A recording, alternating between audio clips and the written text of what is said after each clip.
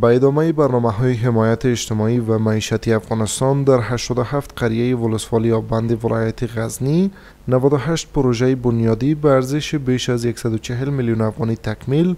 و به بهره برداری سپرده شد. این پروژه ها شامل 47 پروژه آبیاری، 1 پروژه آبرسانی و 50 پروژه سرکسازی بوده و در جریان کاریان برای حدود 12,000 تن زمینه اشتغال فراهم شده است. اتنوي پروژې مو په ابيبان ولسوالۍ کې ګټې اخیستنې ته وسپارلې چې دا په مختلفو سکتورو کې وي، یعنې دلته کاریزو پاککاري وه، د کانالو پاککاري وه، دلته پلچکان پکې شته، د لارو جوړېدن پکې شته. یوه اختصاصي پروژه چې ووایي هغه دغه د اټک د کلي د اوبه شبکه هم وه چې په دغو پروژو کې دغه د اوبه شبکه هم دلته تطبیق شوه،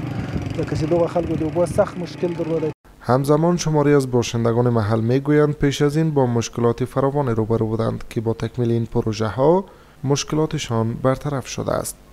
ولا خوشاله خو ډیرې جنې الحمدلله له دې مسلینو چې سره موږ ته توجه وکړه په دا ډیر وخت موږ توجه نه وسوي، خو اوس بیا دا چې موږ ډیر مشکلات حل کړو. موږ له مؤسساتو چې ډیره مننه کوو، په خود له والي صاحب چې ډیره مننه کوو چې او بند ته توجه وسوه. په بند کې ډیر کارونه داسې د شل کنلې دوره کې نیمګړي پاته وو، هغه ډیر کارونه ان شاء الله الرحمن ډیر تر سره سو، پلچکان جوړ سو، د سایانو غاړې جوړې سوې و په دې کلي کې اوبه پرانیسته سوې، د اوبو شبکه